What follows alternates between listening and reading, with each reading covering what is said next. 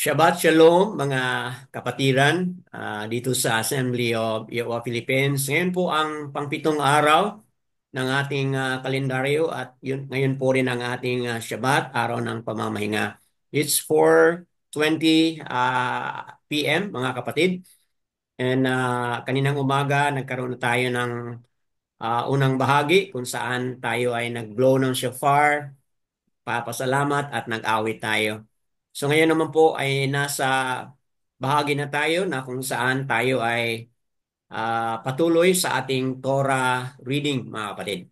And siyempre, shalom naman po sa mga kapatiran na ibang araw ang inyong pamamahinga mga kapatid. That being said, ang ating Torah reading for today mga kapatid ay makikita natin sa Yeshayahu chapter 14 na po tayo mga kapatid. And tapos na tayo sa chapter 13 sa nakaraan. So nandito na tayo ngayon sa chapter 14 mga kapatid. So there are 32 verses na ating pababasahin today with Brother Ron. But bago magbasa si Brother Ron, kunting review lang po sa chapter 13. Nabasa po natin na itong oracle or mensahe po, message against Babal o Babylon. Napag-usapan na natin po umpisa sa nakaraang chapter, chapter 13 po mga kapatid. At itong reading natin today, continuation pa po ito mga kapatid, no? Chapter 14 hanggang sa verse 27, continuation po doon sa masasabi natin na mensahe or oracle of Abiyahuwa against Babylon o Babal, mga kapatid. So continuation pa po ito, hindi pa to natapos doon sa chapter 13 but patuloy pa tayo today. And this chapter also has something to do with Philistia. So meron ding mensahe si Aba na again sa Philistia. So you may say, Brother Dan, saan ba itong Philistia? Kasi kung Babylon, madali lang ma-recall natin, no? Which is Iraq. So ang Philistia, saan ba ito? Sa ibang translation, Philistia, but sa ating Hallelujah Scripture, it is Peleset. Okay? Peleset. So currently, mga kapatid, sa modern na map, saan ba ito ang Peleset or sa Hallelujah Scripture, Peleset? Dito sa other translation, Philistia. Saan ba ito ngayon sa modern map natin? Okay, you're familiar po sa Gaza, di ba? Kung tinan mo yung mapa ng Gaza, malapit lang yan, no? Yehuda o Judah and Gaza, kalapit lang po yan. So yan po ang Philistia o Philishet, mga kapatid. Itong ano po, itong Gaza, currently Gaza. So, yan po. Ano po yung mensahe ni Aba dito sa lugar na yan? At ano rin po ang mensahe ni Aba sa Babylon? Continuation po sa chapter 13, mga kapatid. So, that being said, ano kaya ang nasa mga isip ninyo? Continuation po ng Babal ito. At additional po dito yung Philistia, mga kapatid. And of course, nandito rin po yung mensahe ni Aba ayon sa mga chapters later on, mababasa natin yung mensahe din po niya against Assyria, mga kapatid. So, that being said, welcome po natin si Brother Ron sa kanyang pagbasa ngayon. Kindly open to Yeshayahu chapter 14. Go ahead, Brother Ron. Yada Yahuwah po, mga kapatid. Yeshayahu chapter 14. For Yahuwah has compassion on Jacob, and shall again choose Yisrael and give them rest in their own land. And the strangers shall join them, and they shall cling to the house of Jacob. And people shall take them and bring them to their own place, and the house of Yisrael shall possess them for servant and female servant in the land of Yahuwah. And they shall make captives of their captors and rule over their oppressor. And it shall be in the day of Yahuwah, give you rest from your sorrow and from your trouble and the hard service in which you were made to serve, that you shall take up this proverb against the sovereign of Babel, and say, how the oppressor has seized, the gold gathered cease. Yahuwah has broken the staff of the wicked, the scepter of the rulers. He who smote the people in wrath with ceaseless blow, he who ruled the Gentiles in displeasure, is persecuted and no one restrained. All the Arats is at rest and at peace. They shall break forth into singing. Even the cypress tree rejoice over you, and the cedar of Lebanon, saying, since you were cut down, no woodcutter has come up against us. The grave from the beneath is excited about you. To meet you at your coming, it stirs up the dead for you, all the chief ones of the earth. It has raised up from their thrones all the sovereign of the Gentiles. All of them respond and say to you, have you also become as weak as we? Have you become like us? Your arrogance has been brought down to the grave, and the sound of your string instrument, the maggot, is spread under you, and worms cover you. How you have fallen from the Shamayim, O Halel, son of the morning. You have been cut down to the ground. You would lay low the Gentiles. For you have said in your heart, let me go up to the Shamayim, let me raise my throne above the star of Aluayim, and let me sit in the mount of meeting on the side of the north. Let me go up above the heights of the clouds. Let me be like the Most High. But you are brought down to the grave, to the side of the pit. Those who see you stare at you and ponder over you, saying, is this the man who made the earth tremble, who shook rain, who made the world as a wilderness and destroyed its cities, who would not open the house of his prisoners? All the sovereigns of the Gentiles, all of them, were laid in esteem, everyone in his own house. But you have been thrown from your grave like an abominable branch, like the garment of those who are slain, thrust through with a sword, who go down to the stone of the pit, like a trampled corpse. You are not joined with them in burial, for you have destroyed your land and slain your people. Let the seed of evildoers never be mentioned. Prepare his children for slaughter because of the wickedness of their fathers, lest they rise up and possess the land and fill the face of the world with cities. And I shall rise up against them, declares Yahuwah of hosts, and shall cut off from Babel the name and remnant and offspring and the descendant, declares Yahuwah.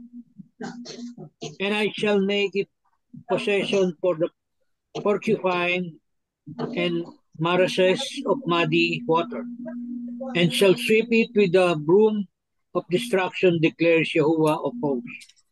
Yahuwah of hosts has sworn, saying, truly, as I have planned, so shall it be, and as I have purposed, so it stands, to break Ashur in my land, and tread him down on my mountains. And his yoke shall be removed from them, and his burden removed from their shoulders. This is the counsel that is counseled for all the earth, the Arats, and this is the hand that is stretched out over all nations. For Yahuwah of hosts has counseled and who annuls it? His hand that is stretched out, who turns it back? This is the message which came the year that sovereign Ahaz died. Do not rejoice, all you Pelished, that the rod that smote you is broken. For out of the serpent's root comes forth an adder, and its offspring is a fiery flying serpent. And the firstborn of the poor shall feed, and the needy lie down in safety. And I shall kill your roots with scarcity of food, scarcity of food, and it shall slay your remnant.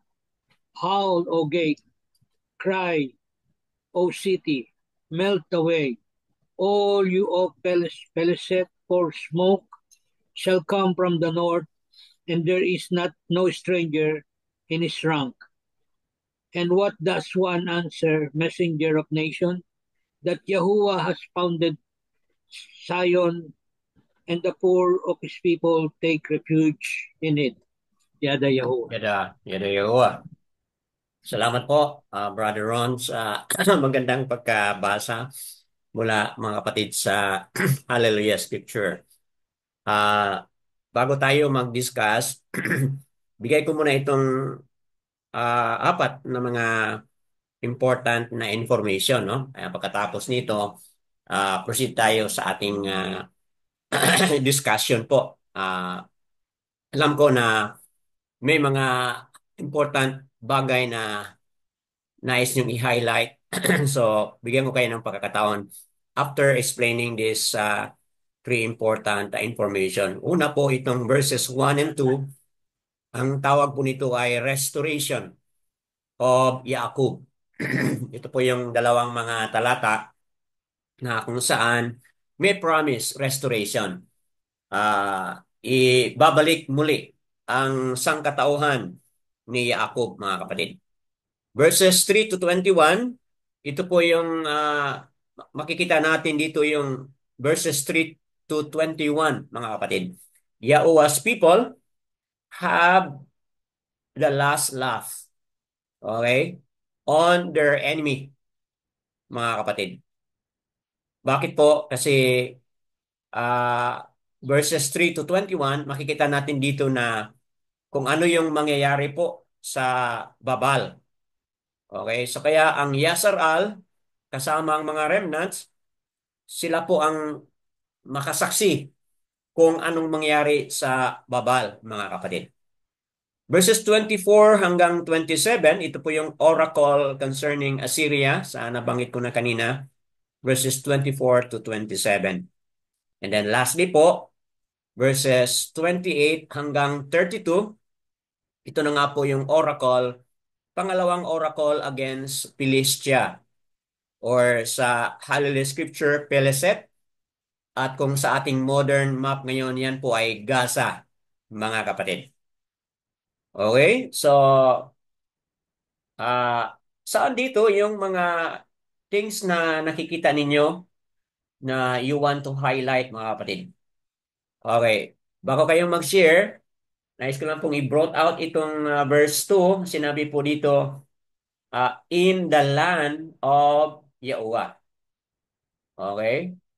So, itong phrase na in the land of Yahuwah, talagang napakaganda kung nandoon tayo sa tinatawag na land of Yahuwah. Kasi nandoon po yung masasabi natin na safe and security. Verse 3 po, i-highlight ko itong phrase na in the day of Yahuwah. Verse 3 po, in the day of Yahuwah. Ay, so pong i-highlight po yun. Kasi po, Aba Yahuwah, bawat yugto ng mga events o mga pangyayari sa buong mundo or pangyayari man po sa bawat bansa, may nakalaan na po na particular time frame o, o era, o mga kapatid, o mga taon.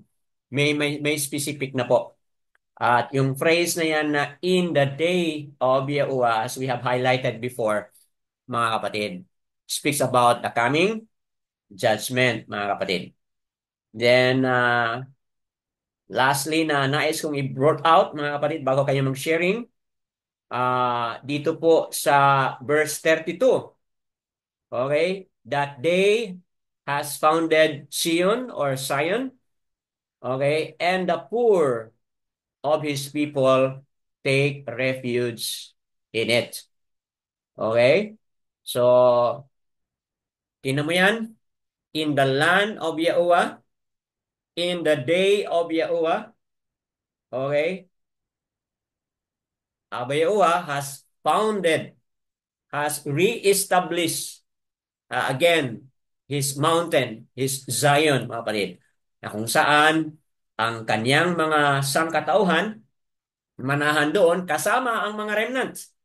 Okay? The poor of his people take refuge in that mountain. That being said, mga kapatid, ano kaya sa inyo sa inyong side? Saan dito sa 32 verses na nais niyo pong i-highlight kasi merong mga significant o may mga meaningful message si Aba sa inyong mga puso at sa inyong mga isipan. Opo, let's open na po for our discussion and yada yaua, nandito po si Sister Aliana Azan Yao. Sama po natin dito sa Basak, Basak, Cebu, mga kapatid. Hindi masyadong malayo ang bahay nila ni Sister Bakar Sayaw. Okay po, sino ang maunang mag-share o susunod na mag-share? Kindly unmute lang po and then yes, Brother Ron, ikaw po yung Bro, mauna. Go ahead po. hindi po ako mag-share. Akala ko. Gusto ko lang pong itanong, magtatanong po ako, Bradani, kung sino po yung dinidescribe dito na how you have fallen from Shamayim, Pohelel, son of the morning. Hindi Okay po po. ba to Mamaya, pag-usapan natin yon, Brother Ron. Okay po. Apo, It's good that you have asked the question. Noon, meron tayong uploaded video nito.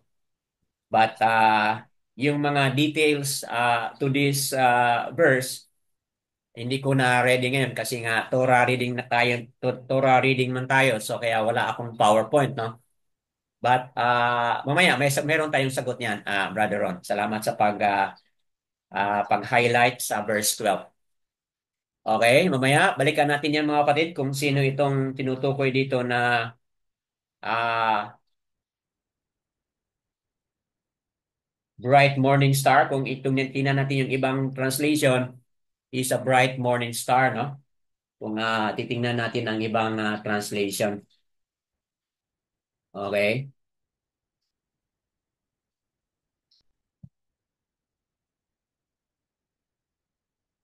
How you are fallen from Shemayam, a day star, son of dawn. Okay.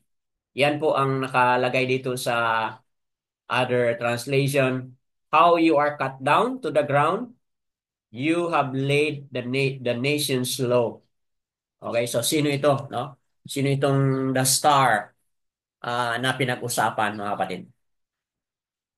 The son of the dawn. Mamaya, balikan natin yan. Salamat, Brother Ron, sa advance na question. Anyone else?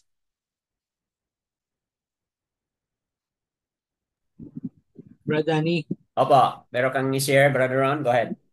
Ah, habang nagbabasa po ako dito, it comes to my mind na pag si Aba po ang nagtakda o Hmm. nagsabi ng mga pangyayari o mangyayari o kung yun mang mga kalooban niya na gagawin niya. Ginagawa niya po yon sa oras na itinakda niya. Or Opo. lahat po ng ipinangako ni Aba Yahuwah,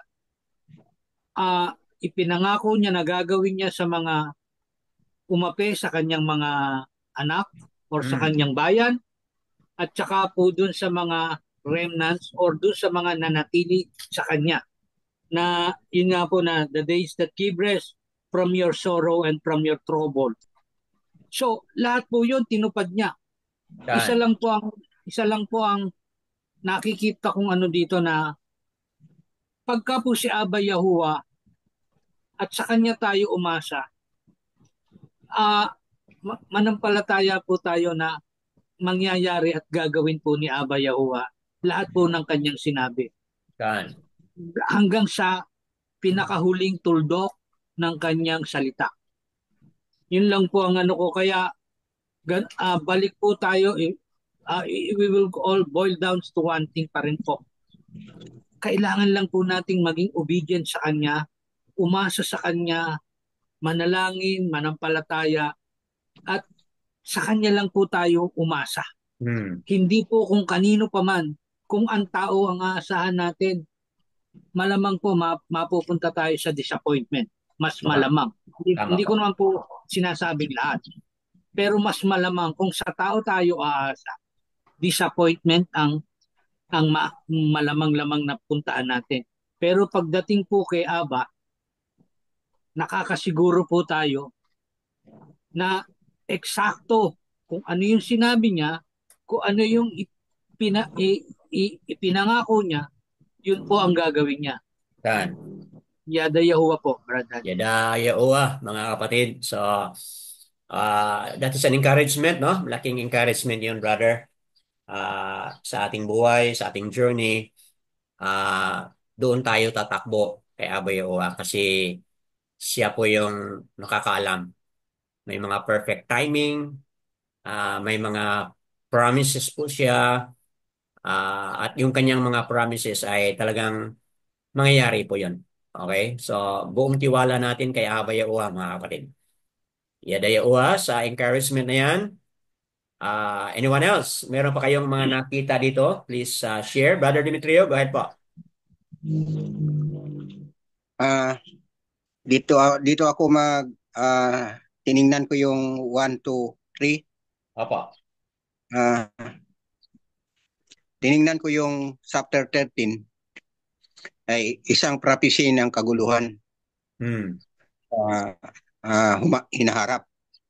At kung tingnan natin itong verse 14, 1 to 3, isang prophecy ito sa magandang mangyayari sa hinaharap. Yan.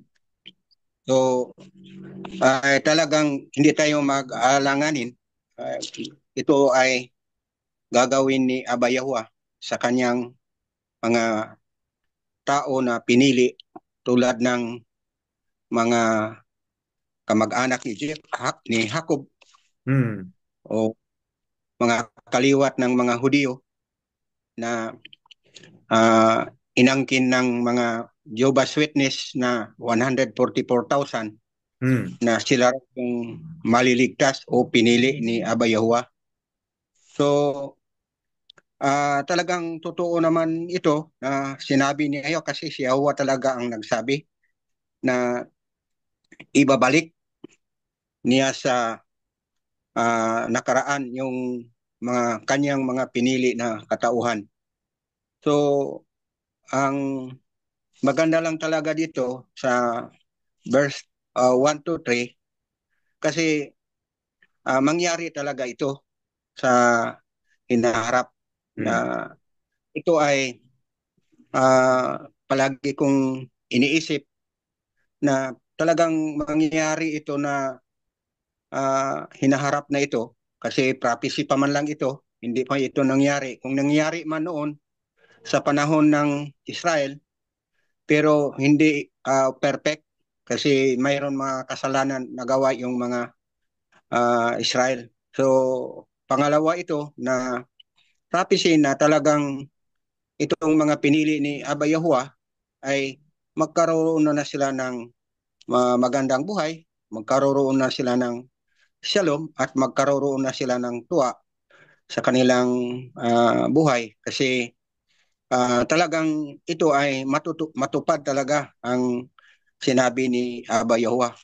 Pero hindi lang tayo sigurado kung uh, sa, kasali ba tayo dito kasi hindi man natin yung mga pag-aaral ng Hebrew na sabi nila ang Pilipinas ay isang mga tauhan ng Hudyo.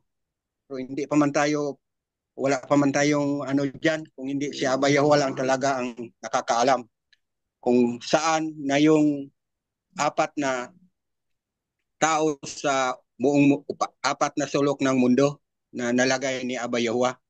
Kasi ibalik niya yon sa pamagitan ng kanyang kapangyarihan na silang lahat ay may mabalik doon sa Israel upang manirahan, upang mamumuhay ng maayos.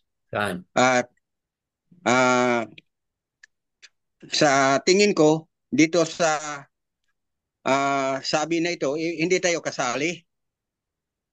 Kasi hindi man natin alam kung Hudiyo ba tayo o saan tayo, hindi naman po hindi man natin alam kung totoo ba tayo na Hintil, totoo ba tayo na Hudiyo. Ganun. So, para sa akin, hindi man natin alam. Yes. Kahit ako hindi ko alam kasi wala naman nagsabi na tayo ay mga Hudiyo. Yung man lang mga saksi, yung nag-angkin na sila ay mga Hudiyo talaga. So, ang sa akin lang yung isip-isipan namin ni Manong Jaime noon, o sabi ni Manong, totoo yan na talagang yung regnan o yung mga kamag-anak o mga katauhan ng Israel na nandoon sa apat ng sulok ng mundo, talagang babalik yon. Pero sabi niya sa akin, hindi tayo siguro kung kasali ba tayo dyan. Kung Hudiyo naman tayo, sabi niya, hindi tayo sigurado kung kasali tayo sa 144,000. Kasi yun ang inaangkin ng mga Jehovah's Witness na sila raw. Ang sabi ko sa kanya, sabi ni Manong, anong gawin natin? Ang sabi ko, hindi tayo mag-expect na kasali tayo ng 144,000, pero kailangan talagang maniniwala tayo kay Aba Yahuwah. Siguraduhin natin na talagang makasali tayo sa araw na yan na lipunin ni Aba Yahuwah. Kasi hindi lang yung mga Hudiyo ang lipunin niya, kung hindi pati na yung mga tao na nagkilala sa kanya at pati yung lahat na nagtitiwala sa kanya. So, yan lang talaga ang masabi ko sa 1, 2, 3. Kasi isa talagang prophecy na mangyayari ito na ating hinintay sa hinaharap. Kung kailan, si Aba Yahuwah lang talaga ang nakakaalam sa panahon na si Hosea ay babalik o babalik kaya o hindi pa babalik o ganun lang. Okay po. Yada Yahuwah, mga kapatid, sa pagpapaliwanag ni Brother Dimitrio na kung saan may mga mahalagang bagay, no, na ating bigyan ng pansin ang kanyang mga paliwanag. So, kanina may tanong na si Brother Ron kung sino ang tinutukoy dito sa verse 12. Yung na-fall down. Sino ba ang tinutukoy dyan? Ngayon naman po, si Brother Dimitrio, meron siyang concern, okay? Kung kasali ba tayo dito o hindi dito sa verses 1 to 3. Okay, so meron tayong sagot yan. We will discuss that in a while, mga kapatid. Okay po, so uh, let's welcome more. Sister Cheryl, go ahead po. Yung mga katanungan ni Brother Dimitri at Brother Ron, balikan natin yun mamaya, mga kapatid. Meron tayong sagot niyan. Go ahead, Sister Cheryl. Go ahead po. Shabbat Shalom, Sister. Marinig mo ba kami?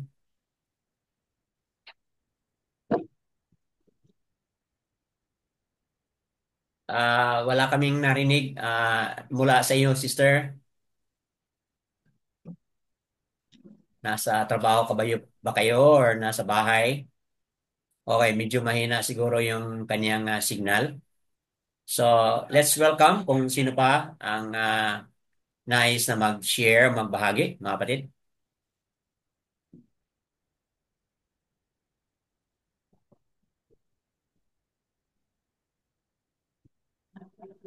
Sister Bakar, ASEO, do you have something? Sister Ahaba, Bacheo, Sister Azara. Batyo, do you have something to share?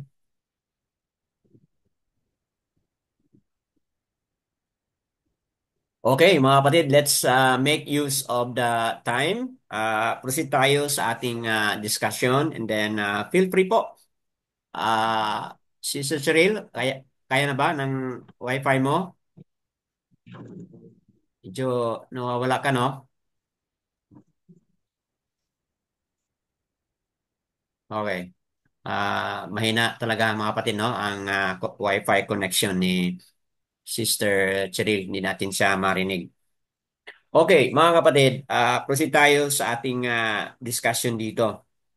Now, sa na-highlight na ni Brother Dimitri yung chapter 13 na banggit ni Brother Dimitri muli na may mga kaguluhan, okay, na darating sa chapter 13 na highlight na dyan sa nakaraan. Ngayon, nasa chapter 14 tayo, paliwanag ni Brother Dimitri itong verses 1 to 3, mga kapatid. So, ating pong ipaliwanag ito. Itong verses 1 and 2, Abba Yahuwas reverses the roles of all oppressors with his persecuted people. Na ang ibig sabihin mga kapatid, yung role ng mga taga-babal noon, sila yung oppressor. Okay? Sila po yung taga-usig sa panahon na iyon. But dito sa verses 1 and 2, binaliktad po ni Aba ito. Aba Yahuwah reverses the role of the oppressor. So ngayon, ang mga oppressors, hindi na sila ang nag-o-oppress, hindi na sila ang nag-uusig, mga kapatid. Kundi yung kanilang inoppress noon, sila na yung tumatawa, sila na yung nagre-rejoice, mga kapatid. So yan po ang ating paliwanag dito sa nabasa na kanina at sa na-highlight, mga kapatid. Abba Yahuwah is re-establishing the esteem of His people and for His own esteem, mga kapatid. Kung tingnan natin itong verse 1 and 2, makikita natin dito na merong gagawin si Abba. He is going to re-establish. Ibig sabihin, dati na-establish na yan, kaya lang dahil sa nagkasala ang kanyang mga sangkatauhan, yung Yasaral, okay, nasira po yan. Inhayaan ni Abba na masira yan. Okay. Yes. Okay. Thank you, Sister Cheryl. Biglang bumaba yung ano po, ng Wi-Fi connection mo. Okay. Mga kapatid, proceed tayo. So, yes, ito po ay mahalaga na ating maintindihan na kung saan na-establish na noon ang kaniyang sangkatauhan. But dahil nagkasala sila, ayon doon sa ating Deuteronomy 28 series, okay, sila ay napanis ni Aba sa pamamagitan ng Babal. Okay, napanis po yung Northern Yasharal sa pamamagitan ng Syria, 722 BC. Napanis po ang Yehuda sa pamamagitan ng Babal. Okay, 586. Babal or Babylon, mga kapatid. 586 BC. Napanis po sila. So yung sangkatauhan ni Aba na na-establish, again, they were destroyed because of their sin. Ngayon, mga kapatid, dito sa verses 1 and 2, may prophecy si Aba. Merong mensahe si Aba Yahuwah, mga kapatid, that someday, okay, in that day, sa ating nabasa kanina, in the land of Aba Yahuwah, mga kapatid, anong mangyari? Ma-establish muli. Okay? Aba Yahuwah again will re-establish His people, mga kapatid. Okay? So yan po ang mangyari. Bakit po niya i-re-establish yun? Para po sa kanyang esteem, sa kanyang kapurihan ni Aba Yahuwah, mga kapatid. And this is very important kasi po sa mensahe ni Yeshayahu, makikita rin natin ito ay connected sa Yeshayahu chapter 62, mga kapatid. But we don't have time. But kayong mga manonood sa Republish, pwede po ninyong tingnan ang chapter 62. na merong ugnayan ito or connection ito, mga kapatid. Now, zoom in tayo dito sa verse 1. For Yahuwah has compassion on Jacob. Okay, highlight po natin yung phrase na yan, no? Kung hindi pa dahil sa awa ni Abba Yahuwah, wala na, hindi na kailangan i-reestablish yan. Okay, totally abandon, totally abolish na yang sangkatauhan ni Abba. But Abba Yahuwah has compassion. Dahil sa kanyang compassion, ito na nga, He is going to re-establish Yaakov. He is going to establish Yasaral, mga kapatid.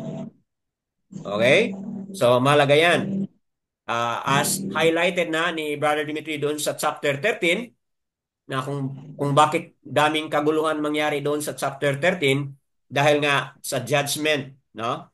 Sa punishment ni Abba Yahuwah sa Babal, mga kapatid. Okay? So, nakuha na po natin yon. So, dito, kung bakit merong compassion na pinapakita o awa, pinapakita si Abba Yahuwah dahil po pinili niya uli. He will choose again Yasar-al. Okay? So, ibig sabihin, pangalawang beses na ito na kanyang pipiliin muli by re-establishing Yasar-al, mga kapatid. Okay? Now, Yahuwah will restore His people for His purpose of showing them His favor. Okay? So, yun po ang pinaka mabigat na rason kung bakit i-restore ni Abba Yahuwah. Bakit po? Ang dahilan po dahil meron siyang iniisip, meron siyang tinutukoy na na kanan o favor, mga kapatid, para sa kanyang sangkatauhan. And this time, mga kapatid, magiging very ano po ito, very special po ito.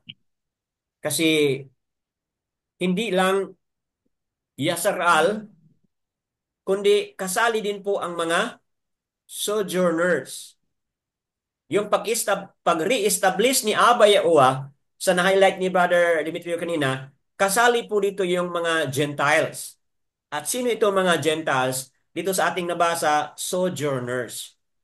Okay? Tingnan natin itong ano po, kapatid, dito sa Hallelujah Scripture. And the strangers shall join them, and they shall cling to the house of Jacob. So ang nabanggit sa Hallelujah Scripture ay the strangers shall join them. Sa ibang translation, sojourners shall join them. Okay? Saan po natin makikita itong idea ng sojourners or mga strangers na lumapit or nagsama sa Yasar-al, mga kapatid? Ito'y mula pa even sa Matsaryam. Exodus o Shamot 23 verse 9. Okay? Can somebody go there? Exodus o Shamot 23 verse 9. At nandito din po sa Dabaryam o Deuteronomy chapter 10 verse 19. Okay po? Sinong ready? Shamot 23 verse 9. Anyone can go there? Exodus 23 verse 9. Para magiging mas stronger pa ang ating references. Hindi lang pala sa Yesaya 14 verse 1, nabanggit din po ang idea on sojourner dito sa Shamot 23 verse 9. Meron bang nais na mag-volunteer? Ako po. Oh, sige, Brother Ron. Verse 9 ng Shamot 23 verse 9. Go ahead po. Brother. Nauna si Brother Ron. Go ahead po. Uh, Shemot chapter 23 verse 9. Opo. And do not oppress a sojourner, as you yourself known the life of a sojourner, because you were sojourner in the land of Mitzrayim. Okay, so merong command si Abba Yahuwah dito sa nabasa ni Brother Ron na huwag i-oppress ang mga sojourner, yung mga stranger. Kasi may mga strangers na mula sa Matsarian nagsama sa kanila. Okay? Sabi ni Aba, isa command, do not oppress them. Sabi ni Aba. Kasi sabi niya, kayo rin po ay naging stranger o sojourner doon sa land of Matsariam. Okay? So, there's a command na hindi dapat sila i-oppress. Hindi dapat sila ah, pahirapan. Hindi, mga kapatid. Okay? Sister Cheryl, can you go to Gabariam chapter 10 verse 19? Or Deuteronomy chapter 10 verse 19?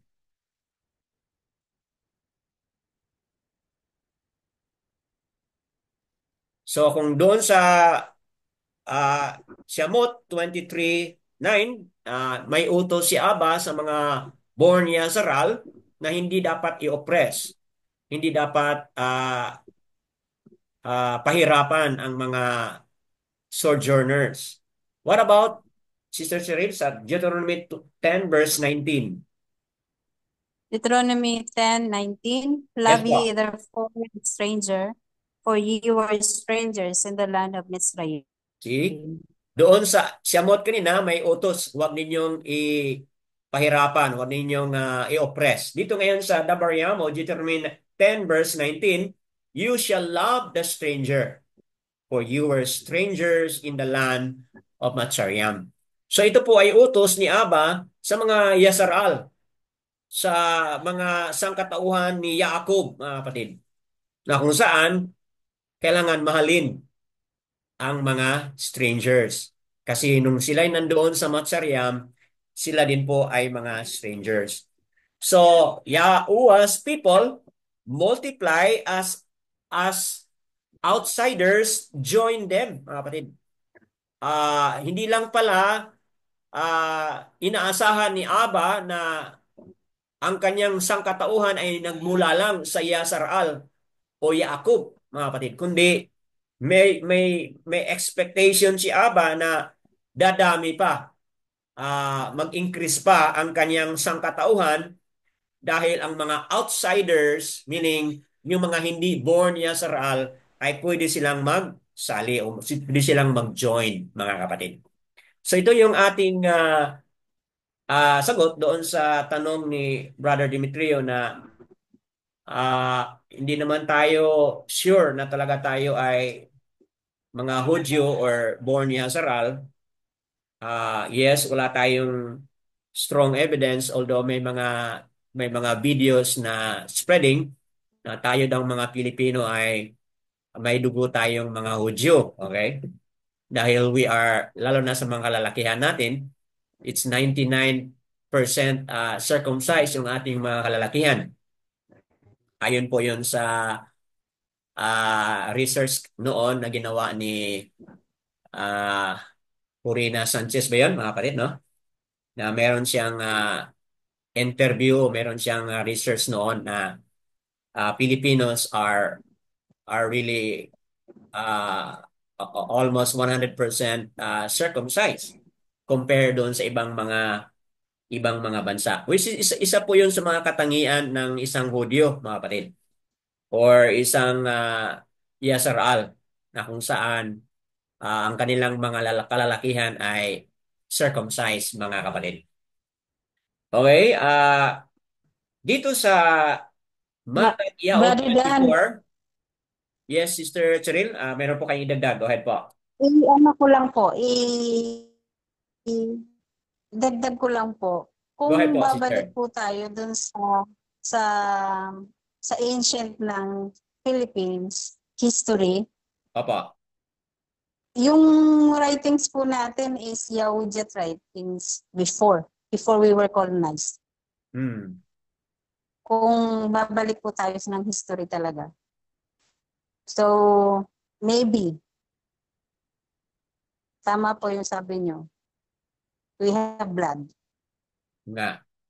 So, yes, thank you very much for that additional information na kung saan bago dumating ang mga banyaga, ang mga dayuhan, okay, our original writings was really connected to the Yehudiot o yung pinaka-ancient na Hebrew, mga kapatid.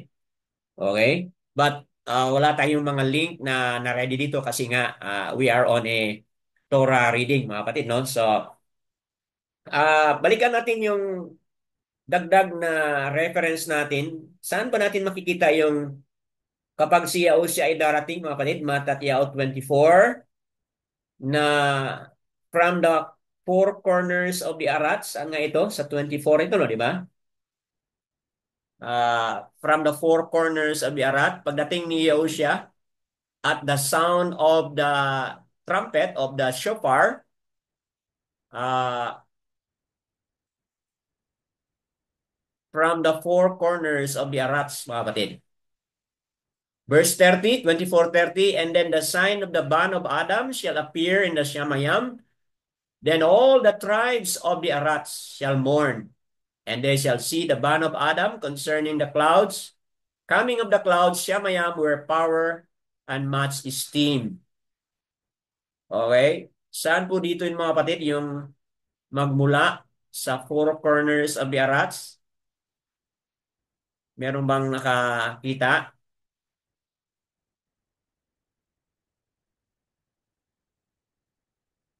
Was it in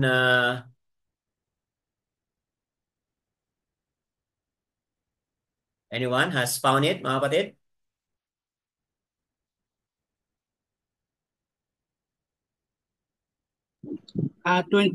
Matinyahu 24:31 po, Brad Danny. 31.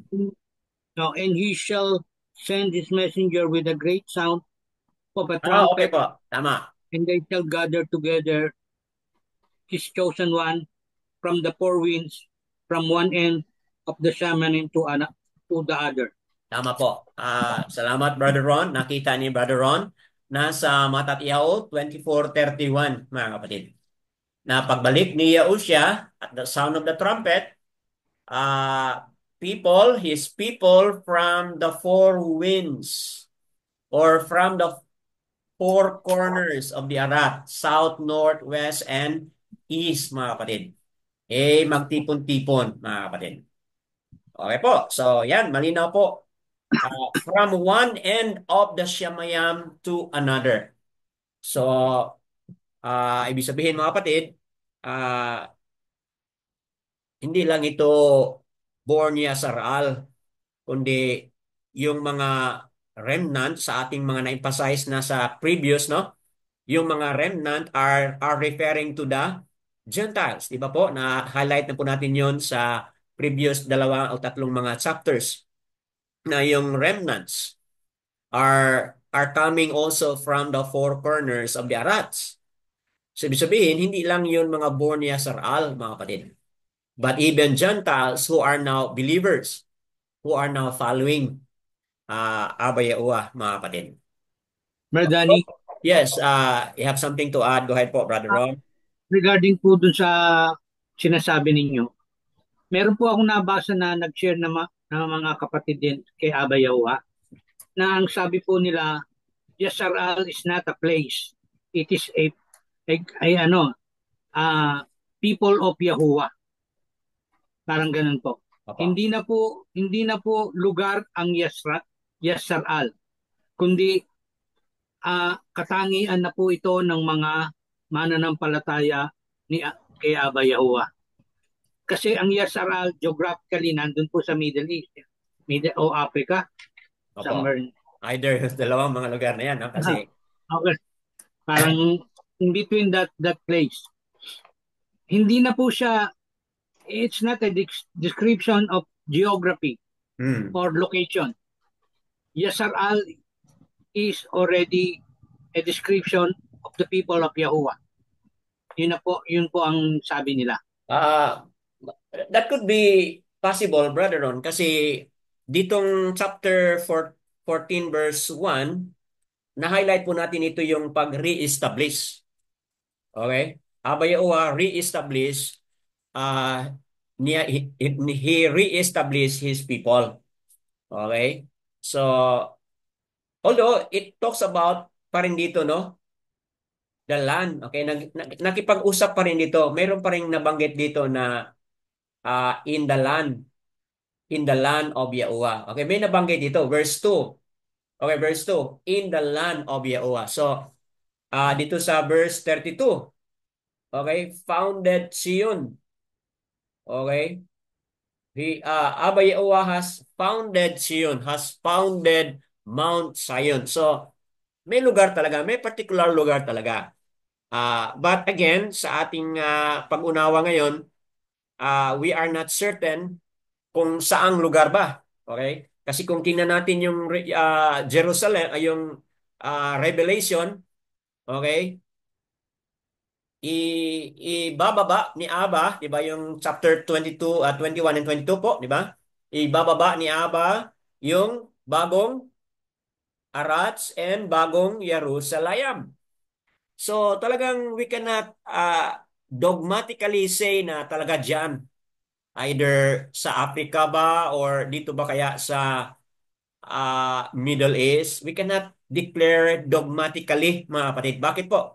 Kasi sa huling mga araw, ibababa ni Aba yung bagong Arats, which is nandoon din po yung bagong Jerusalem, which is you can read it in Kazon or Revelation 21 and 22, mga kapatid. Okay po. So, thank you for that sharing. Moving on tayo sa verse 2. Dito sa verse 2, mga kapatid, Yesaya 14 verse 2. The people shall take them and bring them to their own place, and the house of Yasharal shall possess them for servants and female servants in the land of Yahuwah, and they shall make captives of their captors and rule over their oppressors.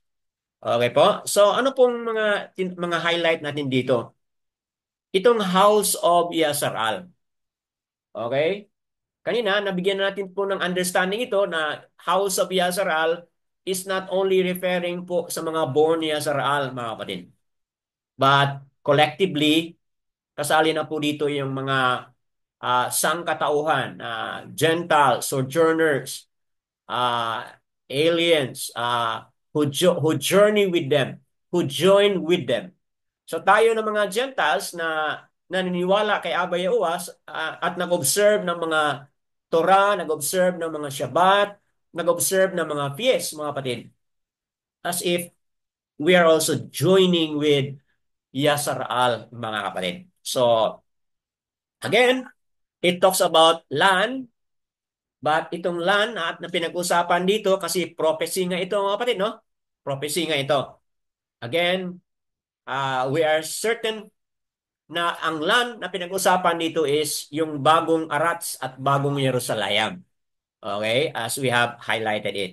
Yahuwah's people become the pro-dominant culture sa panahon na ito. Okay?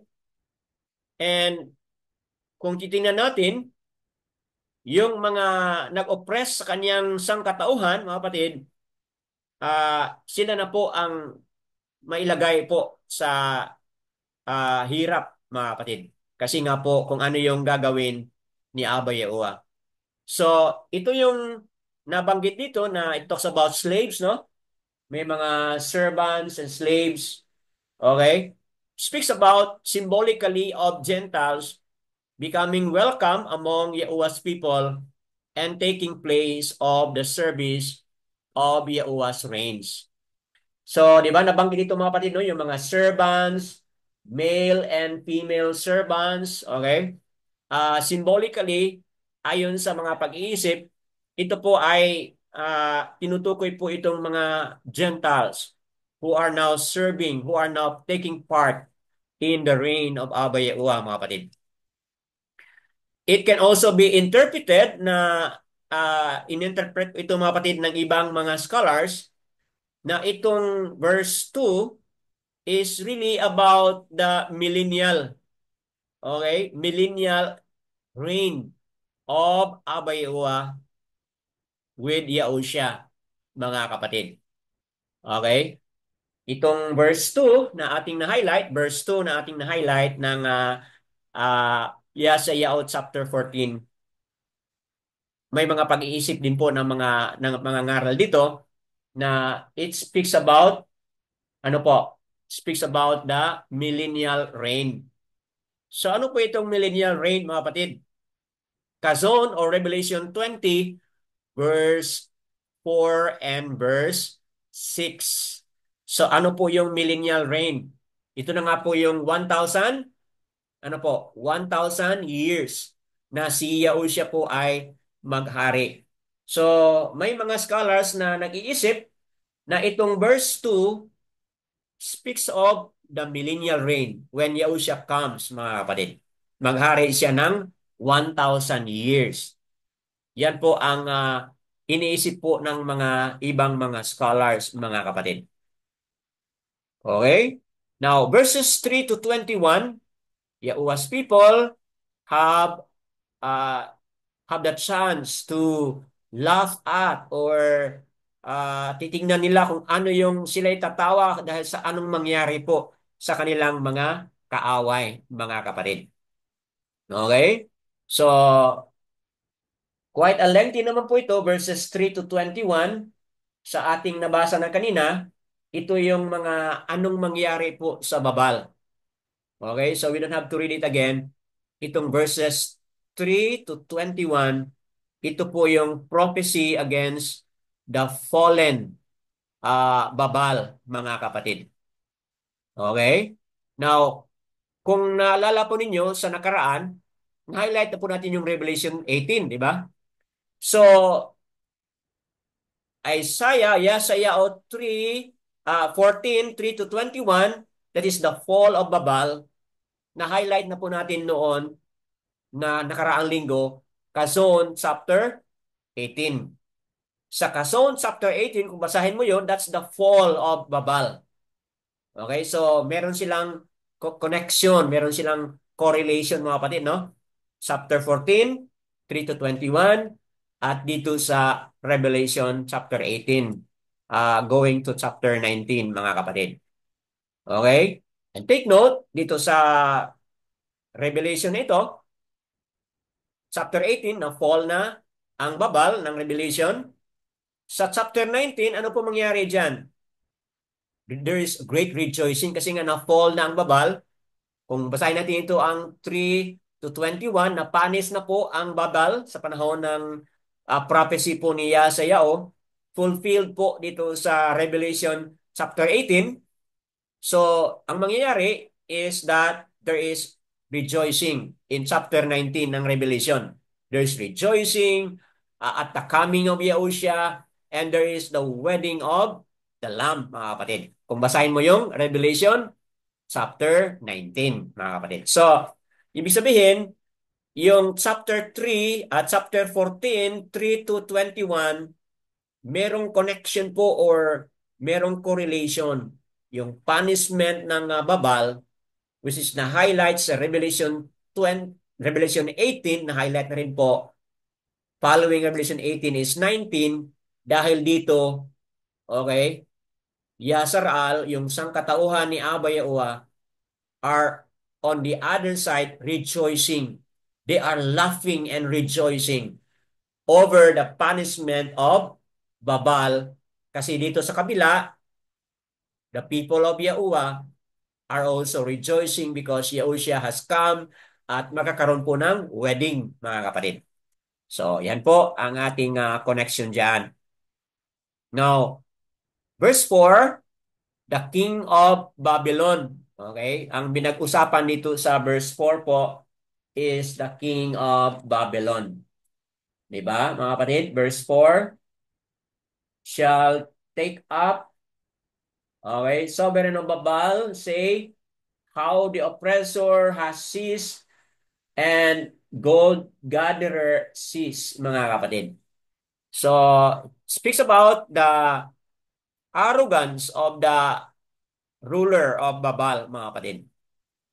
Speaks about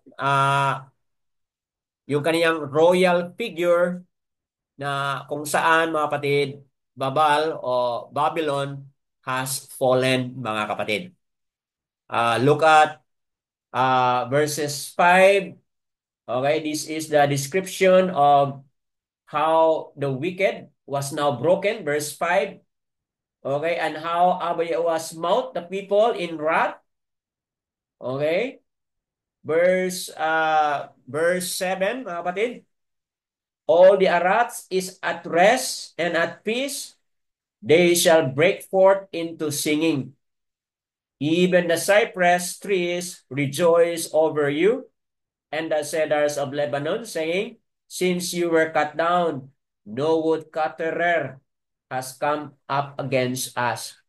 So, sabihin, yung other following verses, while the Babal was punished, mga kapatid, other nations are also rejoicing. Okay, nakuha ko ninyo mga kapatid yung ating emphasis dyan. Balik tayo dito sa verses 12 to 15. Ito na yung tanong ni Brother Ron, no? Itong verses 12 to 15. Fallen from Shamayam, O star, okay, son of the dawn. Okay? So, sino itong fallen? Verses 12 to 15. Sino itong na-fall? Hindi How po you ba have yan si fallen? Gadra? Yes, Brother Ron? Hindi po ba yan si Gadral? Hindi po. Kasi si Gabriel o Gabriel is a Hindi po, messenger, Aba Yahuwah. hindi Ito po po si ay si... Gadral po. Yes, brother? Gadraal po, yung third angel. Gadraal po, hindi si Gabraal. Yung pong, siya po si Lucifer. Opo. Oh, Yes. Tama po. Itong itong someone fallen from Shamayam, tinawag siya O Day Star, son of the dawn, mga kapatid. Figuratively, I would say, figuratively speaks of or related to Satan. Okay? Si Lucifer po, mga kapatid. Satan po ang pinag-usapan dito. At meron tayong video noon uploaded on this. Uh, but dahil Torah reading tayo ngayon, wala tayong mga PowerPoint na handa, mga kapatid. But sa ating previous na mga discussion, ito po ay si Satan who has fallen down. Okay? But dinescribe po dito yung hari o ruler ng Babal. Okay? Ibig sabihin, yung hari o ang ruler ng Babal, nagkakaroon po siya ng arrogance. Okay? Bakit po nagkakaroon siya ng arrogance? Kasi sabi niya, I will make myself like the Most High. Di ba? Yan po ang nakasabi dyan, di ba mga kapatid? So, speaking of pride and arrogance and rebellion against Abba Yahuwah, mga kapatid. Kaya lang, hindi lang ito referring to a political leader of Babal o Babylon, mga kapatid. But it also points to Satan, who was fallen from Shamayam as punished by Abba Yahuwah, mga kapatid, because of his defying arrogance, mga kapatid. Nung sinabi na ni Satan na I will make myself like the Most High. In which, politically, nangyari po ito sa Babal, di ba mga kapatid? Naalala niyo po yung ating diskusyon kay Haring Nabucodonosor doon sa Book of Daniel, di ba mga kapatid? Naalala po niyo na Nabucodonosor, ano pong nangyari sa kanya? He became proud and arrogance. Inangkin niya po ang lahat ng kakayahan, power, kasi dahil makapangyarihan na siya sa buong sanglibutan sa panahon na iyon, di ba? Ang Babal, very powerful po. Si Haring Nabucodonosor, naging proud and arrogant, and he claimed all the honor and the esteem because of his great and power, mga kapatid. So yun po pala ay significantly also pointed to Satan, who has defying arrogance, mga kapatid, rebelling against Abba Yahuwah, mga kapatid. At ito'y mababasa din po natin sa Yahasakal o Ezekiel 28 verses 11 to 19. Okay? Pwede nating mababasa rin po doon as a similar po na statement. So, Yes, Brother Ron, ang sagot natin is itong fallen is really referring to Satan. Okay? Moving on tayo sa verse 21. Babylon's proud royal line will end forever, while Isaiah expect the royal blood of Daud, mga kapatid, ang magpatuloy hanggang sa walang katapusan, mga kapatid. Okay? Saan po natin ito makikita? Okay, let's look at verse 21. Basahin po natin mga kapatid, no? Verse 21. Prepare his children for slaughter because of the wickedness of their fathers, lest they rise up and possess the land and fill the face of the world with cities. So, ibig sabihin po nito na yung mga proud royal family line ng Babal, hindi po sila magpatuloy kasi sila ay po'y mamamatay. They will be executed, mga kapatid. And that speaks of also in contrast dito sa royal Davidic line of Daud, mga kapatid, na kung saan sila ay magpatuloy, mga kapatid. Okay? Verses 22 to 23 po. Let me highlight it, 22 to 23. And I shall rise up against them, declares Yahweh of hosts. Kinongdem na pinag-usapan niya dito yung Babal, mga kapatid, no? And cut off from Babal the name and remnants and offspring and descendants, declares Yahweh. And I shall make it a possession for the porcupine and the masses of muddy water, and shall sweep it with the broom of destruction, declares Yahweh of hosts. Ibig sabihin, talagang super duper ang destruction na mangyari sa Babal, mga kapatid. As we also have discussed that sa nakaraan, kasi nga continuation man ang oracle ito against Babal, mga kapatid. Okay? So walang remnant na makasurvive dito sa Babal. In contrast, dito sa sangkatauhan ni Abba Yahuwah, or in contrast dito sa line of Daud, mga kapatid, na kung saan merong mga remnants. Okay? So yan po. Yan po mga kapatid, no, ang ating discussion patungkol sa oracle against Babal o Babylon. Ngayon, nandito na po tayo sa oracle concerning Assyria, verses 24 to 27, mga kapatid. Yahweh's plan and purpose has the last say in this world, mga kapatid. Okay?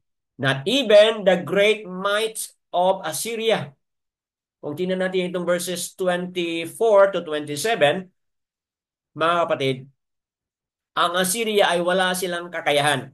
Kahit sinong makapangyarihan ng Assyria, hindi sila maaring makapag-go against sa plan and purpose ni Abba Yahuwah, mga kapatid. Yan po.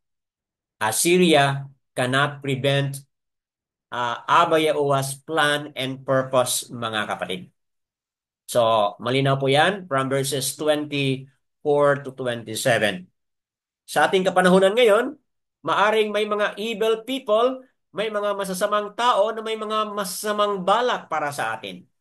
Mga kapatid, the good news is, kung ano yung purpose ni Abba, walang makapagpigil, walang makapaghadlang. Hindi lang purpose niya sa bawat bansa o bawat mga nations, but kasali na rin po sa ating mga personal and individual na buhay, mga kapatid. Okay po? So, ayan, malinaw na verses 26 to 25 to 26, Abba Yahuwah will break Assyrian who is in my land. Okay, tinan mo yan, mga kapatid, no? 25 to 26. To break Assur in my land and tread him down on my mountains, and his yoke shall be removed from them, and his burden removed from their shoulders. Mga kapatid, naalala ninyo? na yung mga Northern Yazaral hindi nakabalik. Naalala po niyo yung mga kapatid, no? Hindi nakabalik yung mga Northern Yazaral nung sila ay nabihag papunta sa Assyria. Okay? Bakit po? Kasi ang pinatira doon sa Northern Yazaral ay ang mga taga-Assyria. Kaya kung tingnan mo yan, tingnan mo dito, verse 25, okay? To break Assur in my land.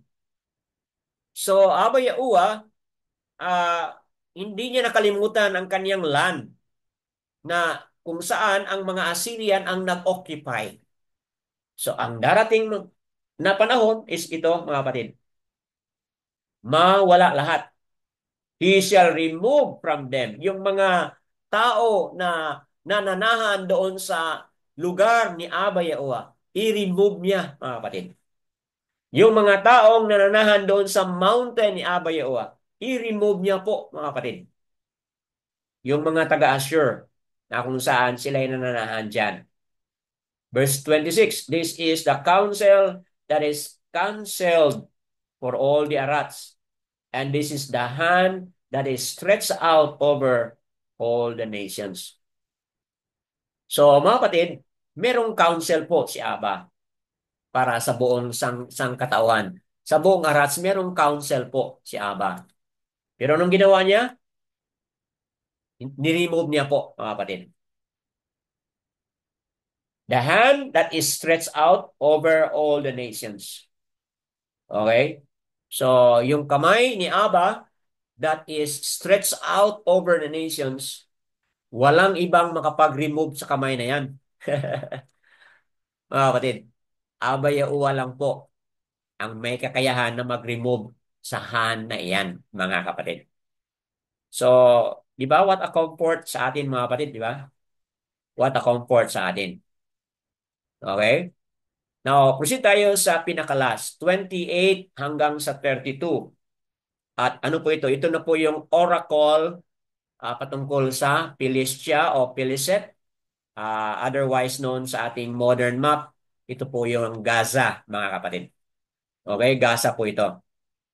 Now, verses 28 to 32, mga kapatid, Yahuwah warns Philistia not to gloat that rod that struck, mga kapatid, that struck the Philistia is broken. Kung naalala ninyo, kung basahin natin itong verse 28, ano nangyari dito sa verse 28?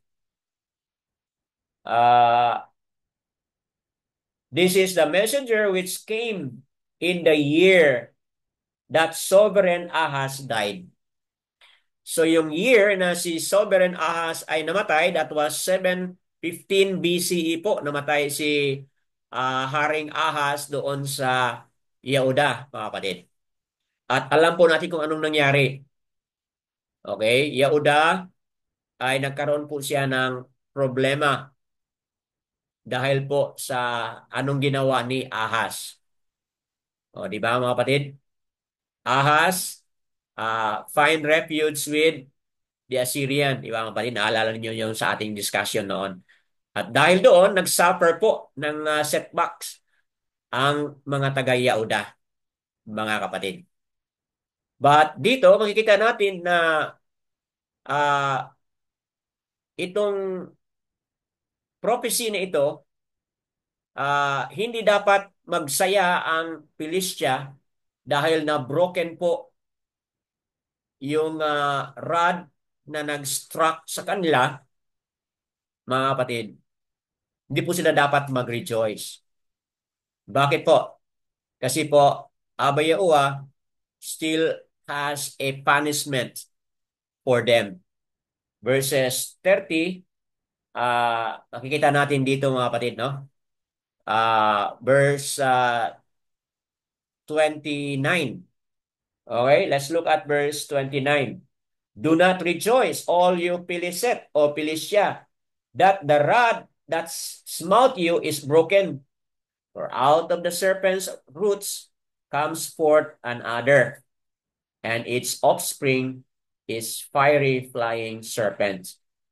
Na ang ibig sabihin po nito mga kapatid is that Abba Yahuwah has no more future for Philistia, mga kapatid. Kasi nga po, they are also being punished, mga kapatid. Verses 30 and 31, and the firstborn of the poor shall feed, and the needy lie down in safety, and I shall kill your roots with scarcity of food, and it shall slay your remnants. Okay? Tingnan mo kapatid, no? Yung Gaza at yung Yehuda, they are very much close, mga kapatid. Kung titingnan natin yung mapa dyan, they are very much close, mga kapatid. But look at this, meron palang prophecy na the firstborn of the poor shall feed, and the needy lie down in safety. And I shall kill your roots, okay, with scarcity of food, and I shall slay your remnants. Howl, O gate, cry, O cry, melt away, all you Piliset, O Philistia, for smoke shall come from the north, and there is no stranger in his ranks, mga kapatid. So, yan po ay prophecy against Gaza, against Philistia, mga kapatid. So,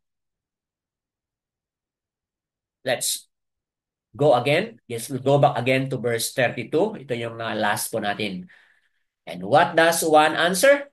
The messengers of the nation, that Yahuwah has founded Zion, and the poor of his people take refuge in him. Mahalaga talaga mga kapatid, no, sa puso ni Abba yung mga poor.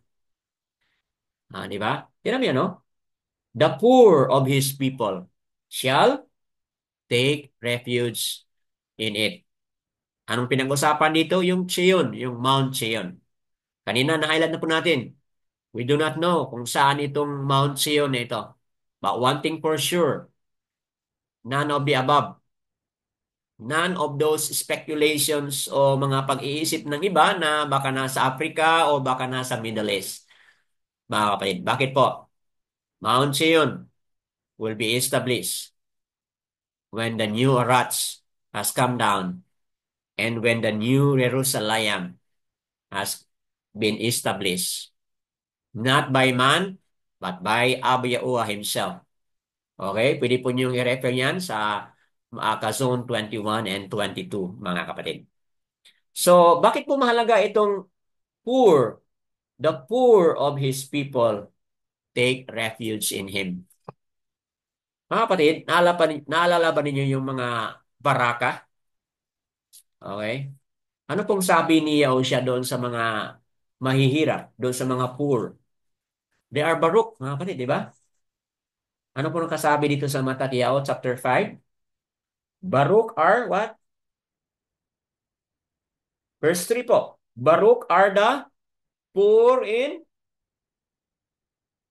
Ruach, because theirs is the reign of Shamayam. So, we may not be a born Yasar Al, mga kapatid. Tayo ay isang Gentiles grafted in o Gentiles na nagsama o nagsanib sa mga mananampalataya ni Abba Yahuwah, mga kapatid. At sinabi dito, kung tayo man ay poor in spirit, poor in the ruach, bakit po tayo poor in the ruach, mga kapatid? Kasi po hindi po tayo born niya sa ral. Yet we become part, mga kapatid. We become part of the reign of Abba Yahuwah. So, that being said, meron akong tanong sa inyo, mga kapatid, no?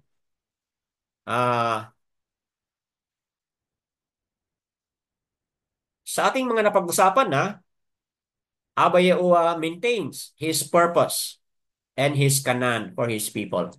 In fact, He will re-establish His people, mga kapatid. His purpose and His kanan prevails. So what is this for you, mga kapatid? What is this for you? Where can we find safe and security, mga kapatid. Yes, we are not born Yasser. We are all sojourners. We are all Gentiles. So what is this for you? What is this for us, mga kapatid? Okay, let's welcome po. Ano yung mga sa loobin ninyo? Ano yung mga nasa puso't isipan ninyo? Let's welcome po for the sharing. Go ahead, please unmute po kung sino yung mauna na mag-share. Brother Rani, Go ahead po, Brother Ron. yung ang take out ko dito is we have shalom in Akan. in obedience with Abba Yahuwah. Akan. Kumbaga, yun lang po ang paraan na tayo ay mapabilang or mag-grafted sa bayan ng Israel. Yung pagiging obedient natin or pagbalik natin sa ancient path Tama na po.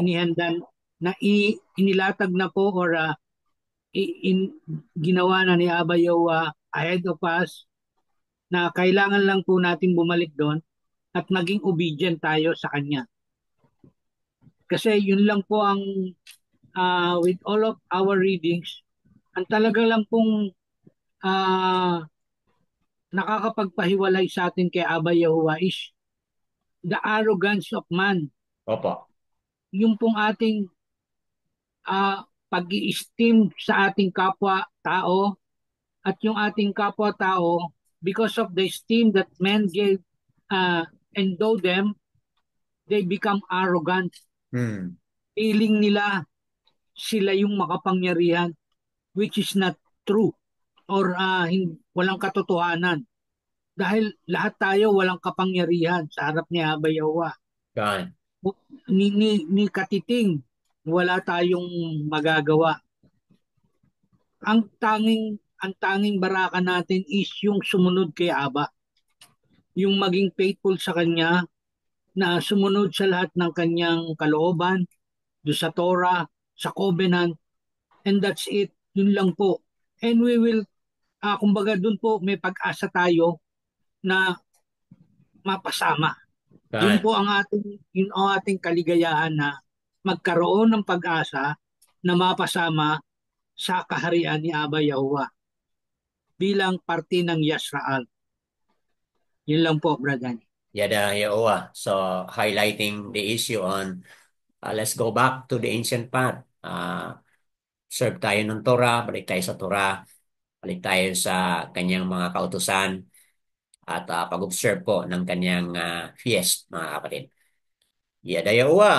Praises po. Anyone else would like to add? Sister Cheryl, you wanna add something?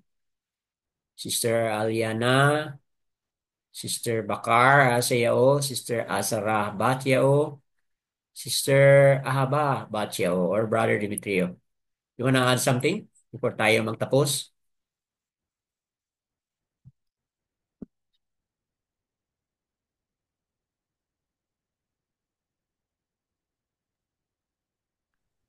Opo, Brother Dimitrio, go ahead po.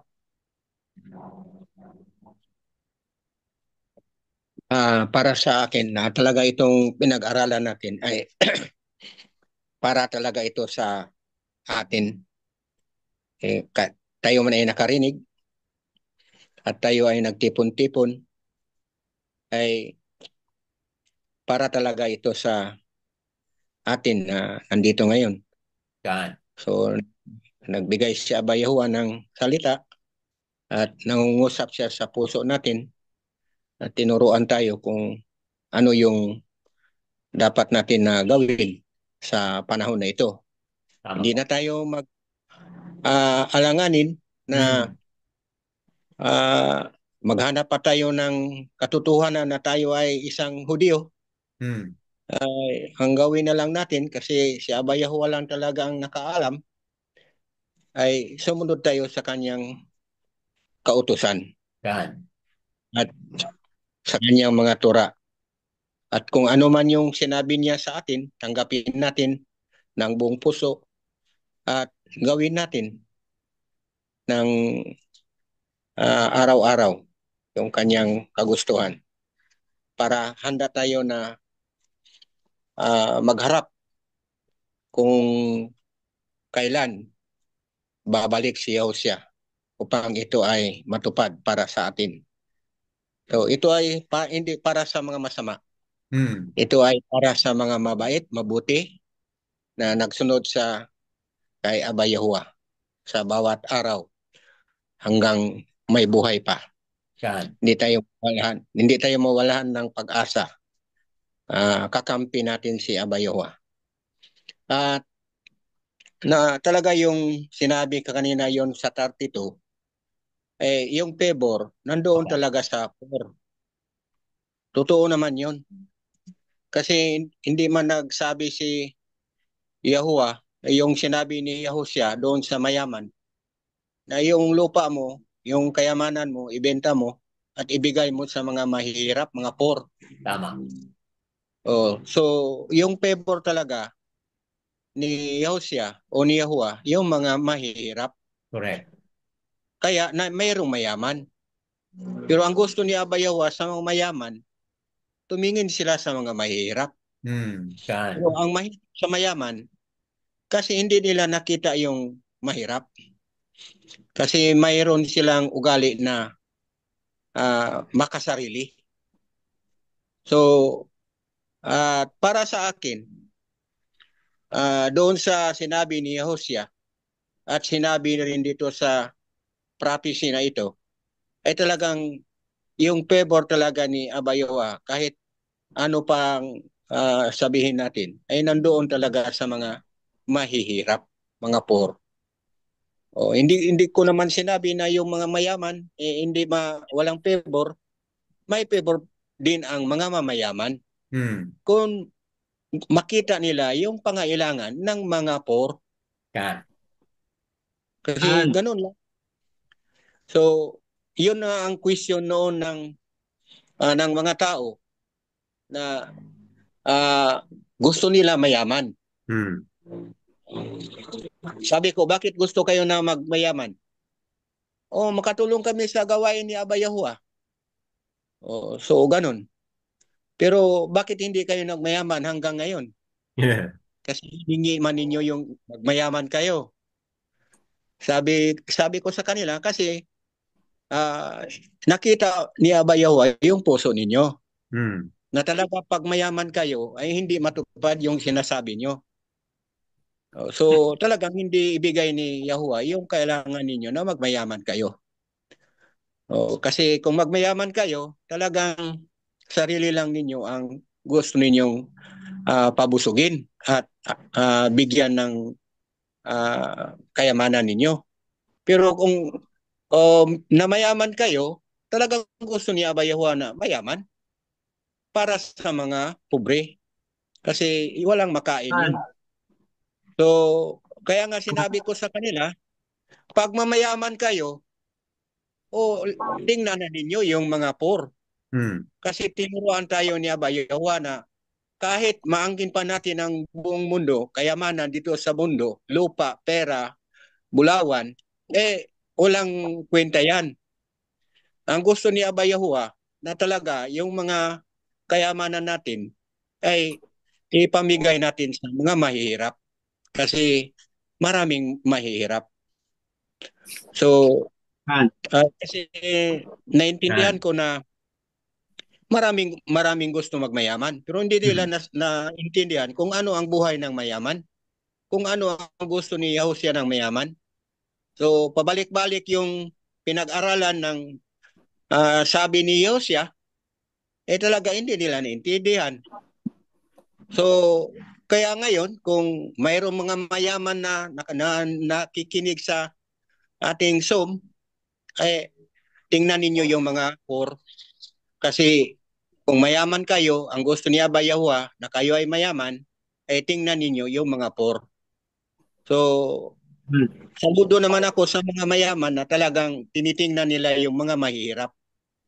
Pero mayroon ding mayaman na parang hindi talaga natuwa si Aba Yahuwah. So, yun lang talaga ang masabi ko. At sa gusto man natin na talagang si Aba Yahuwah ay matuwa para sa atin, At gusto natin na yung favor na makuha natin kay Aba Yahuwah, yung Isaiah 66:2. Kasi ito ang magandang gawin natin araw-araw, oras, minuto, linggo, buwan, taon na tayo ay naghihintay kay Aba Yahuwah. So siguro mayroon kayong Yahudyat dyan, pwede ninyong basahin yan. Kasi Ito po. ang gusto ni Aba Yahuwah sa isang tao na manirahan sa mundo. Yung sa Yeshayahu 66 verse 2, Oo. and all this my hand has made, and all this that exists, declares Yahuwah, yet to such a one I look, on him who is poor and bruised of spirit, and who trembles at my word. Yun talaga. Yun ang gusto ni Aba Yahuwah sa atin. Bruce in spirit, no? Bruce in spirit and trembles. Who is poor and bruised in spirit uh, and trembles. So, kung i-summarize po natin yon, yung tao na poor in spirit, bruised in spirit, talagang ibig sabihin noon ay uh, isa siyang tao na tanggap niya. Tanggap niya na on his own, wala siya. Zero talaga siya. But sa awa ni Aba, yun, magkaroon siya. So, yun po ang pinaka-essence doon sa verse na yun. Yadayawa sa napakagandang verse at paliwanag ni Brother Demetrio. In addition po dun sa sinabi ni Brad Demetrio, Opo.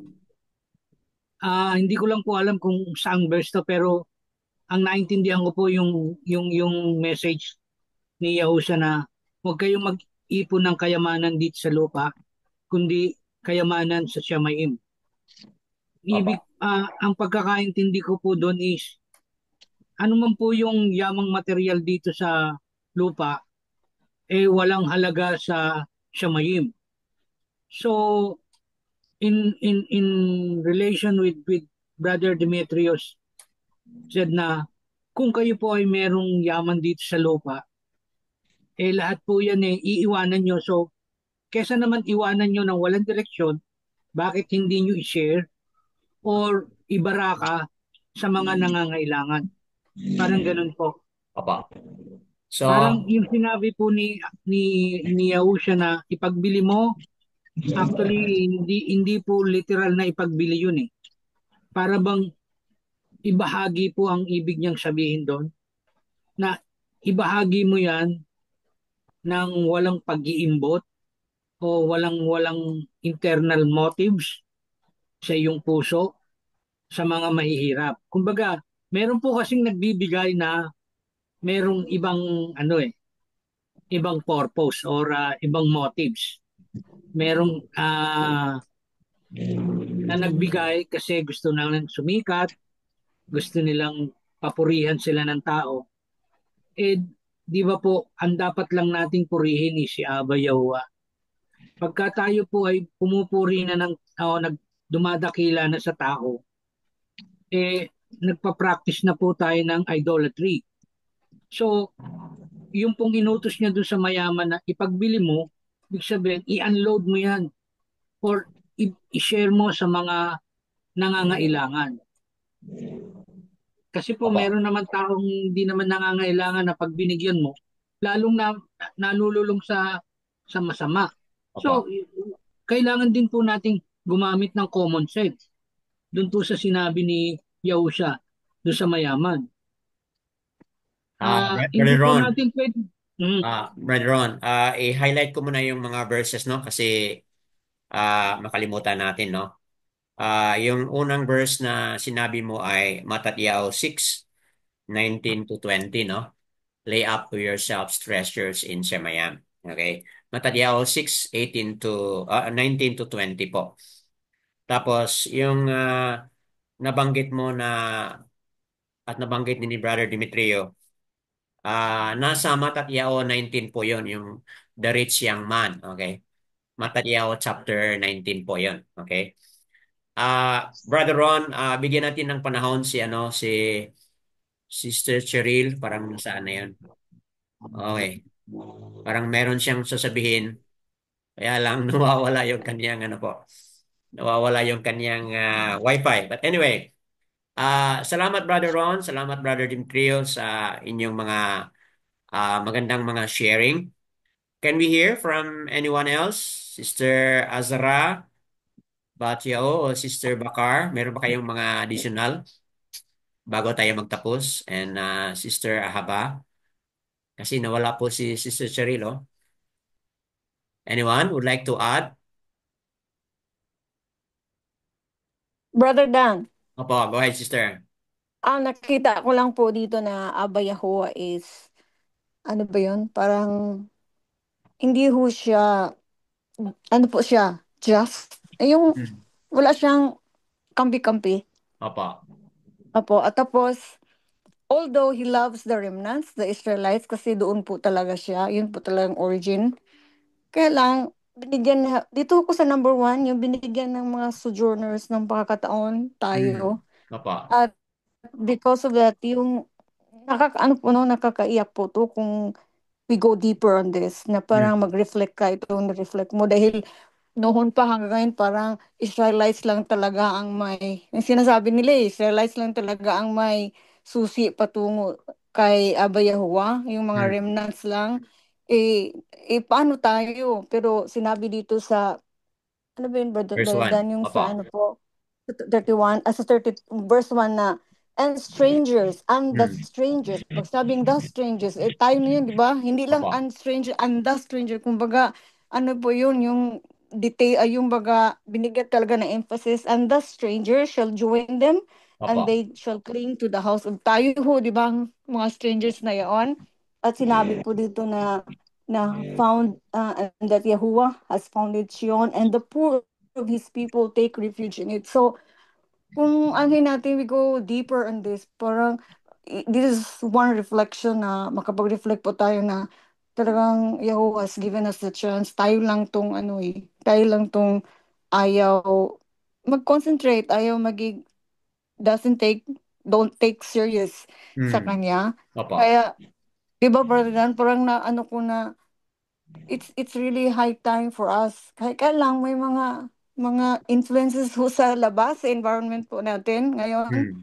na maka-hinder po. Kaya lang, yun nga, follow the Torah. The foundation is Torah. And Opo. that is the only foundation po na makakapit po tayo sa Kanya. And as we walk with Torah, I think Yahuwah will be with us. Kaya, Yan. po, why worry? Why fear? Although, worry is part sa ating human, Opo. emotions. Kaya lang po, may mga promises po siya na follow the Torah, walk with the Torah, and we find refuge sa kanya po. Yun lang po, Yan. Brother Dan. Yadayoa, praises po kay Abayoa sa pangungusap ni Aba kay Sister Sarah Bachao. Go ahead po, Sister Cheryl. Baka nakakayanin na ng inyong wifi. Go ahead po. Ay. Um, Nasa hospital po kasi ako ngayon, Brad. Ay, So, okay. Duty ka pala ngayon. Okay, go ahead po. hospital duty po. Ah,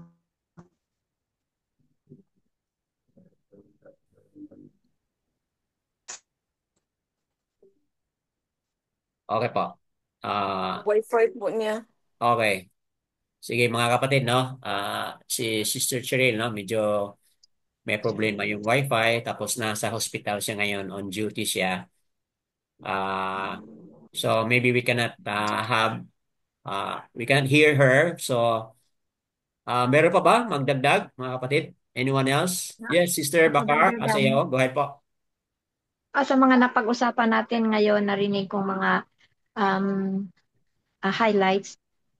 Na, ya- naisip ko rin po na yun na nga, barok tayo na mayroon tayong mga information through our readings, through our Zoom, to our fellowship, sa as Yawa believers na advantage talaga tayo na malalaman natin um, paano natin ma, benefited itong mga readings na to, mga knowledge or mga discernment na nakuha natin how to have eternal life with Aba Yawa. Yan. Kasi hindi lahat, like for example, our family members, yung walang alam tungkol dito sa wala bang motivation, walang purpose sila, parang di nila alam yung di nila alam ang purpose of life, bakit ano ang paano mag-serve kay Abayawa, ano yung mga gagawin para ma-please si Abayawa. Yung mga ganun ba, Brother Dan? Kaya I thank the Ruach HaKadosh na naging Yawa believer ako at na-appreciate ko na advantage talaga sa atin ang magkaroon ng ganitong fellowship, hearing of about the word, sa katura reading natin, lahat-lahat. Yada yawa po, Brother Dan. Yada yawa. So, mga kapatid, batay sa ating mga na-discuss na, I think it's about to end, mga kapatid. Kayong mga manunood sa Republish, nawa magkakaroon po kayo ng better understanding. But mahalaga sa ating buhay, kayong mga manunood sa Republish, para maging malalim pa ang inyong pag-unawa. Kailangan natin talagang kilalanin, no, ang totoong pangalan ni Abay Owa. Ito yung apat na mga titik, Ya, Ha, U, Ha. Okay? Yad, He, Ua, He. Another way of saying it. Ya, ito yung letter Y. Itong Ha, ito yung letter AH. And then U or U, Yahoo. And then mga kapatid. Yahuwa. Yahuwa po ang pangalan ng ating Aba, na kung saan nakasulat yan sa Hallelujah Scripture, BYNB at Seper. At nakita rin po yan sa Dead Sea Scroll. Pangalan po na po ni Yahusha, tatlong mga first three letters, the same with the letter of Abba Yahuwah, Yahu, then Shan, Ayan, mga kapatid. Parang W, but yan po ay titik na Shan, which is SH sound. And then parang letter O, but yan po ay A. Kaya Yahoo siya. Yahusha po, mga kapatid. Yahusha po ang ating Messiah, na kung saan nakasulat din po sa Hallelujah Scripture, BYNB at Seper, mga kapatid.